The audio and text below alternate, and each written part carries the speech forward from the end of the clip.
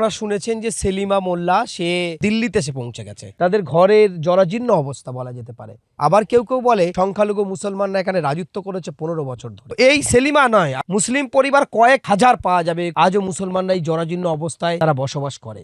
এদের কিন্তু ঘর সার্ভে হয়নি, মুসলমানরা রাজত্ব করেনি। দেখুন অবস্থা, সেলিমার পড়াশোনার ঘর দেখুন, তার বসে পড়বে তার একটা টেবিলও নেই। এটাই হচ্ছে সেলিমার ঘর। ওদের খাওয়া হোক আর না করা, স্কুল কামাই করে না, স্কুলে ঠিক চলে যায়, তাতে ওদের খেতে দাও আর না দাও। দীর্ঘ প্রতীক্ষার পর আপনারা শুনেছেন যে সেলিমা মোল্লা সে এই সুন্দরবনের প্রত্যন্ত একটি জায়গা থেকে সেলিমা দিল্লিতে গেছে, অর্থাৎ সে বিকশিত ভারত একটি প্রবন্ধ লিখেছে ইংরেজি থেকে। তাদের ঘরের অবস্থা দেখুন, হয়তো ঘর বর্ষা যদি খুব জোর হয় আমার মনে হয় এই ঘরের দেয়ালগুলো খসে পড়ে যাবে এবং ধসে পড়ে যেতে পারে। আবাস যোজনার সার্ভে শুরু হয়েছে, প্রতিটি বাড়িতে বাড়িতে পাড়ায় পাড়ায় সেটা করার নির্দেশ কিন্তু সরকার দিয়েছে। এদের কিন্তু ঘর সার্ভে হয়নি। এমনকি রাজ্যের প্রাক্তন মুখ্যমন্ত্রী মমতা বন্দ্যোপাধ্যায়ের যে টাকা, সে ঘরের টাকাও কিন্তু তারা পায়নি। এমনকি এবার আবাস যোজনার জন্য বারবার বিভিন্ন জায়গায় বলা হচ্ছে, সেভাবে কিন্তু সার্ভে হয়নি। অবশেষে এই খবর, এই জরাজীর্ণ চিত্র উঠে আসার পরে গতকালকে এসে তার মা বলছে যে সার্ভে করে গেছে। কালকে কারা এসেছিল আপনার ঘরে সার্ভে করতে? আমাদের এখানে যে প্রধান ছিলেন তানারা পাঠিয়েছিলেন, মানে ঘরের জন্য সার্ভে করতে এসেছে সবাই? হ্যাঁ, সবে কালকে এসেছিল ঘরের জন্য সার্ভে। একেবারে জরাজীর্ণ ঘর বাড়ি, সেটা দেখার পরে কিন্তু গতকাল ছড়িয়ে পড়া খবর হয়েছে। তারপরে যে দেখা যায় খবরটা যখনই ছড়িয়ে পড়েছে, তাদের যে মাটির দেয়াল, জরাজীর্ণ অবস্থা, এই ঘরে থেকে সেলিমা যখন কম্পিটিশানে সে বিজয়ী হলেন বা তা সিলেক্ট হলেন এবং সেই সেলিমা চলে গেলেন দিল্লিতে। আমরা কোন রাজ্যে বাস করছি? আবার কেউ কেউ বলে সংখ্যালঘু মুসলমানরা এখানে রাজত্ব করেছে 15 বছর ধরে।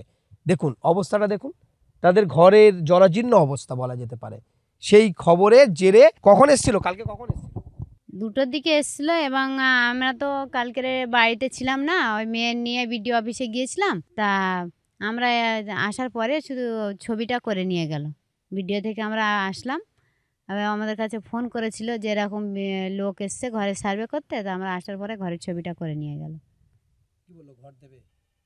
সেটা বলেনি কিছু, ঠিক বলতে পারছি না, শুধু ছবিটা করে নিয়ে গেল আমাদের। একটু দেখুন সেলিমার ঘরের যে রান্নাঘর, যে রান্নাশালা, অর্থাৎ মুসলিমরা রাজত্ব করেছে। বারবার বিজেপি বলে এবং বলে যে 15টা বছর কিন্তু মুসলিমরা রাজত্ব করেছে, তাদের কুত্তার মতো দেখতে হবে। যারা বিজেপি লিডাররা বলেন, তার অবস্থা দেখুন একটু। সেলিমা, তার কিন্তু অনেক স্বপ্ন থাকতে পারে, কিন্তু বলুন তো দেখি এই পরিবেশে থেকে কোন স্বপ্ন পূরণ হতে পারে যার ঘরে এখনও টোপে টোপে জল পড়ছে? আমি একটু সেলিমার ঘরটাকে উঠে দেখাবো, আমি গোটা দেশবাসীর কাছে দেখাবো সেলিমা কোথায় পড়াশোনা করতো। সেলিমার যে মাটির বাড়ি, মাটির ঘর, আজও সুন্দরবনের শুধু এই সেলিমা নয়, আজকে পরিষ্কার এখানে সেলিমা দেখাচ্ছি না, এরামও মুসলিম পরিবার কয়েক হাজার পাওয়া যাবে, কয়েক লক্ষ পাওয়া যাবে।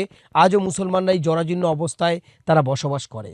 সংখ্যালঘু এরিয়া মুসলিমদের এরামই অবস্থা, মুসলমানরা রাজত্ব করেনি। দেখুন অবস্থা, সেলিমার পড়াশোনার ঘর দেখুন, তার বসে পড়বে তার একটা টেবিলও নেই। সে এই ঘরে থাকে, এই ঘরেই থাকে, সে এই বিছানায় পড়াশোনা করে। দেখতে পাচ্ছেন, এটাই হচ্ছে সেলিমার ঘর। আর সেলিমা আজই কিন্তু 15ই আগস্টে ভারত স্বাধীন হয়েছে, তাই স্বাধীনতা দিবস উদযাপন করতে সে কিন্তু একেবারেই চলে গেছে ভিআইপির ক্যাটাগরিতে বসতে। এই সুন্দরবনের প্রত্যন্ত এরিয়ার সেলিমার মা এখানে পাশে দাঁড়িয়ে আছে, তার বই খাতা একেবারে দেখতে পাচ্ছেন। তার ঘরে অবস্থাটা আপনারা দেখালাম। খাওয়া দাওয়া হয় এই কি, গরিবের সংসারে যেরকম চলে এই কি, একবেলা ঠিক হয়তো একবেলা শুধু হয়, একবেলা হয়তো তরকারি হয়, এইরকমই। শুধু ভাত খেয়ে চলে যায় বাচ্চারা? হ্যাঁ, শুধু ভাত খেয়ে চলে যায় বাচ্চারা। শুধু ভাত খেয়ে চলে যায় বাচ্চারা? হ্যাঁ, স্কুলে চলে যায়। কিছু বলে না? খাওয়া, আমাদের এই 2টো ছেলে মেয়ে, ওদের খাওয়া হোক আর না করা, স্কুল কামাই করে না, স্কুলে ঠিক চলে যায়, তাতে ওদের খেতে দাও আর না দাও, খাওয়ার চিন্তা করে না, স্কুলে চলে যায়। সেলিমা বলো, সেলিমার ভাই বোন বলো, সব।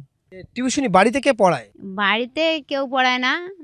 আমি অল্প লেখাপড়া জানি, আমি মাধ্যমিক পরীক্ষা দিয়েছি এবং ওই বাড়িতে সন্ধ্যায় ওরা বসে, নিজেরা বসে। এবার কোনো অসুবিধা হলে আমার সাহায্য নেয়, আমি দেখিয়ে দিই।